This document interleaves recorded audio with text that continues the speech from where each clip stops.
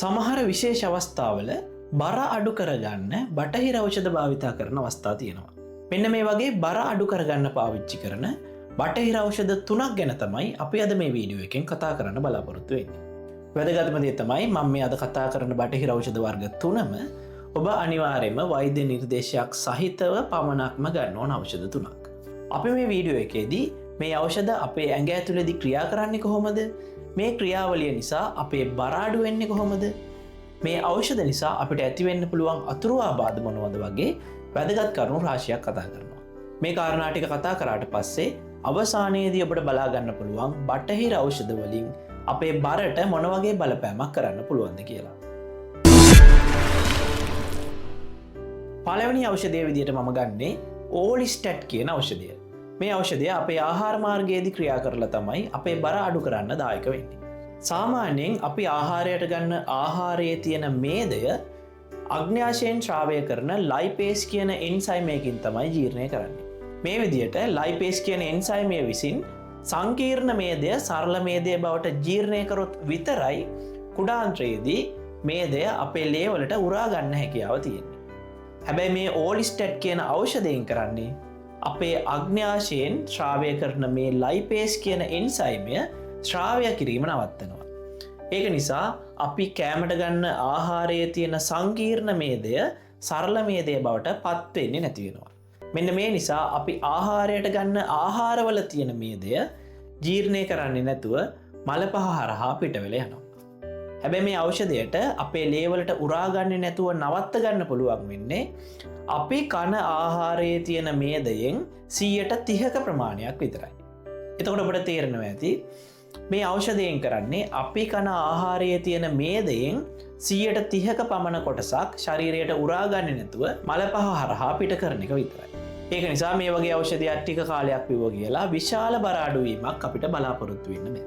ඊළඟට මේ ඕලිස්ටැට් කියන ඖෂධය නිසා අතුරු ආබාධ කිහිපයක් එන්නත් පුළුවන්. පළවෙනි අතුරු ආබාධය තමයි තෙල් සහිත මල පහ පිට වෙන්න පුළුවන්. ඊළඟට බඩ පිපුම වගේ දේවල් උනත් එන්න පුළුවන්. ඊළඟට සැලකිලිමත් වෙන්න ඕන අතිශය වැදගත් අතුරු ආබාධයක් තියෙනවා. මේ ඖෂධය ගන්න අයට vitamin A, D, E, K මෙන්න මේ විටමින් වර්ග 4ම උරා ගැනීම අඩු වෙන්න පුළුවන්. ඒක නිසා මේ විටමින් වර්ග 4ම අඩු වුණාම ඇතිවෙන ඌනතා ලක්ෂණ මේ ඖෂධය ගන්න පුද්ගලයන්ට ඇති වෙන්න පුළුවන්. දෙවැනි ඖෂධය තමයි සෙමග්ලුටයිඩ් කියන ඖෂධය. මේ ඖෂධයෙන් කරන්නේ GLP-1 කියන හෝමෝනය ශ්‍රාවය කිරීම වේගවත් කරනවා. මේ හෝමෝනය ශ්‍රාවය වුණාට පස්සේ අපේ ආමාශය එහෙමත් නැත්නම් අපේ බඩ හිස්වීමේ වේගය අඩු කරනවා. එතකොට අපිට හැම වෙලේම බඩ පිරිලා වගේ හැඟීමක් දැනෙනවා.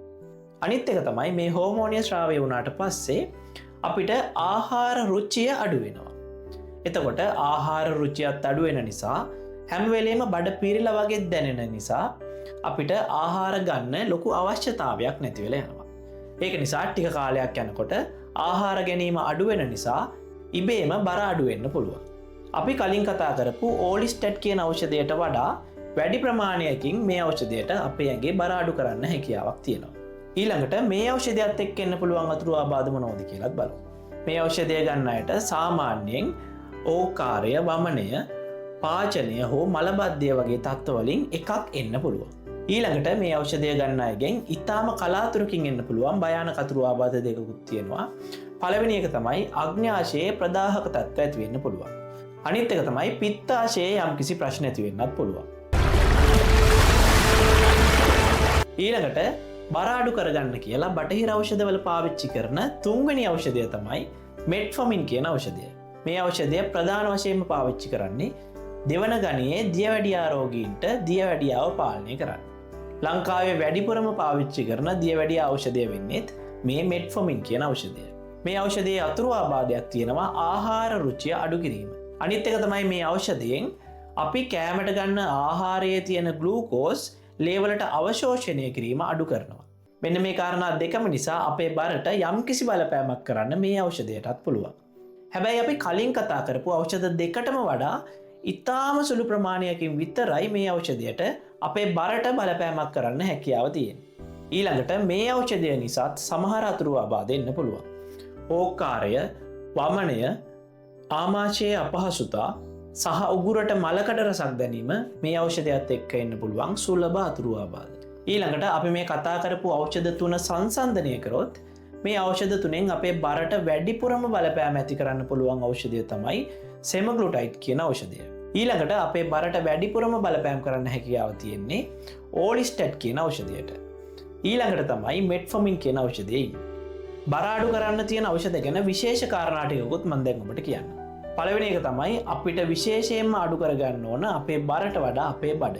හැබැයි අපේ බඩ අඩු කරගන්න කියලා විශේෂ වුණු ඖෂධ බටහිර ඖෂධ විද්‍යාව ඇතුළේ නෑ.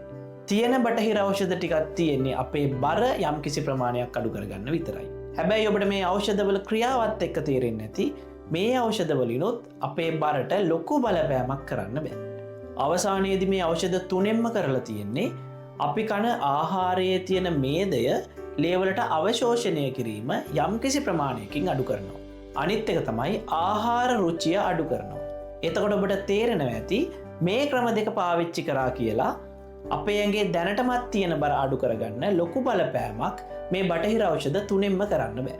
බටහිර ඖෂධ විද්‍යාවට අනුව වුණත් බර අඩු කරගන්න නම් කරන්න තියෙන හොඳම දේ තමයි ව්‍යායාම කිරීම සහ ආහාර පාලනය. මං හිතනවා ඔබ මේ වීඩියෝ එක හරහා බර අඩු කරගන්න තියෙන බටහිර ඖෂධ ගැන යම්කිසි අවබෝධයක් ගන්න ඇති කියලා. ඒක නිසා අපි මේ වීඩියෝ එක මෙතනින් නවත්තනවා. අලුත් දවසක අලුත් බෙහෙත් කතාවක් එක්ක නැවත හමු වනතුරු ඔබට සුබ දවසක්.